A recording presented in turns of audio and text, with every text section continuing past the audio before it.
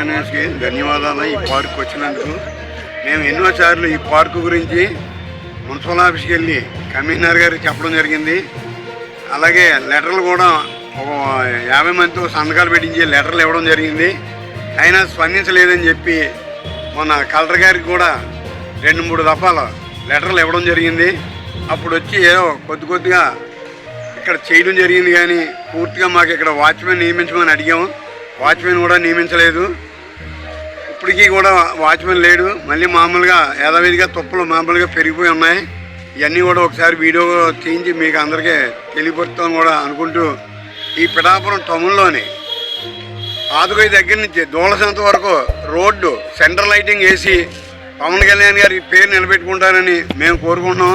అలాగే పెద్దాపురంలో రాజప్ప గారు పెద్దాపురం నుంచి సామలవాడ వరకు సెంట్రల్ లైటింగ్ వేసి రోడ్లు విడగొట్టి ఆయన యాట్రిక్ సాధించి 3వసారి కూడా నెగ్గడం జరిగింది.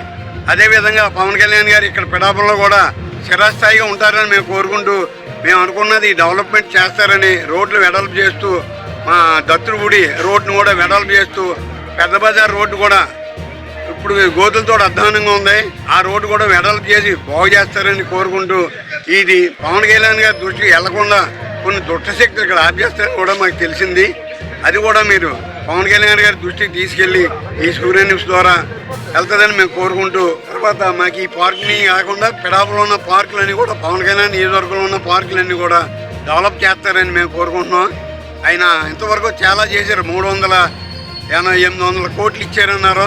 అలాగే మాకు దూలసంతకి, అలాగే 100 పడకల ఆసుపత్రికి ఇవన్నీ డెవలప్ చేశారు. ఉప్పాడ బ్రిడ్జి కూడా మాకు ఫ్లైఓవర్ వేస్తారని శాంక్షన్ అయ్యిందంటున్నారు. అది ఎప్పుడు శంకుస్థాపన చేస్తారో కూడా తెలియలేదు. వచ్చి ఇంక వీళ్ళకి 3 సంవత్సరాలు 4 సంవత్సరాలు టైం ఉంది. 1 సంవత్సరంన్నర అయిపోయింది ఆల్రెడీ. ఇప్పుడు ఇంకా శంకుస్థాపన పడలేదు.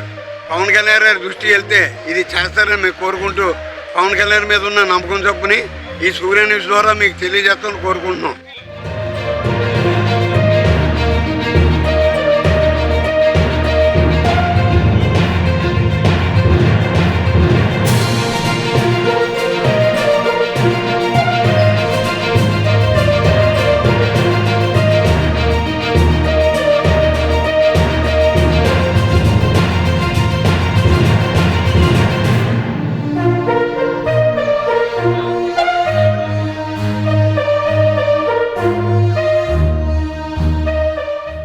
నేను R&B రిటైర్డ్ ఎంప్లాయీ అండి.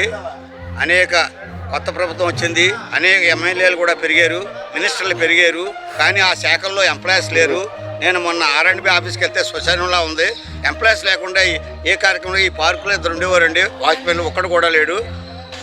ఎమ్మెల్యేలు పెరుగుతున్నారు, మినిస్టర్లు పెరుగుతున్నారు, కానీ ఆయా శాఖల్లో మంత్రులు మా వర్క్ ఇన్స్పెక్టర్లు కానీ గ్యాంగ్మెన్లు కానీ పనిచేసేవాడు ఉండలేదు. ఇంకో సంవత్సరం పోతే ఆయా శాఖల్లో ఎవరు కూడా ఉండరు. ఈ శాఖల్లో మనుషులు లేదు, మీ మంత్రులు ఎందుకండి? రాజీనామా ఇచ్చేసి మీరు కూడా ఇంటికాడ ఉంటే బాగుంటుందండి. అంచేత రిటైర్డ్ అయిపోయి డిపార్ట్మెంట్లో స్టాఫ్ లేకుండా ఆయా మినిస్టర్లు ఆయా ఎమ్మెల్యేలు అవసరం లేదు. నేను మొన్న R&B ఆఫీస్ కాకినాడ వెళ్తే పూజెట్టేసి చెదట్టేసి ఒక డ్రాఫ్ట్స్మెన్ ఒక ఈఈ గారు ఉన్నారు. R&B ఆఫీస్తే కలకలు ఆడేది. ఒక వర్క్ ఇన్స్పెక్టర్ లేడు. ఇప్పుడు ఒక్కడు కూడా పిఠాపురం కూడా ఒక వర్క్ ఇన్స్పెక్టర్ లేడు. ఇలాంటి శాఖల్లో ఉద్యోగస్తులు లేకుండా మీ మంత్రులు చేయవలసిన పనేటి అని చేత శాఖల్లో మా ఉద్యోగస్తులు ఏమని కోరుచున్నాను. ఇదే నేను చేస్తాను.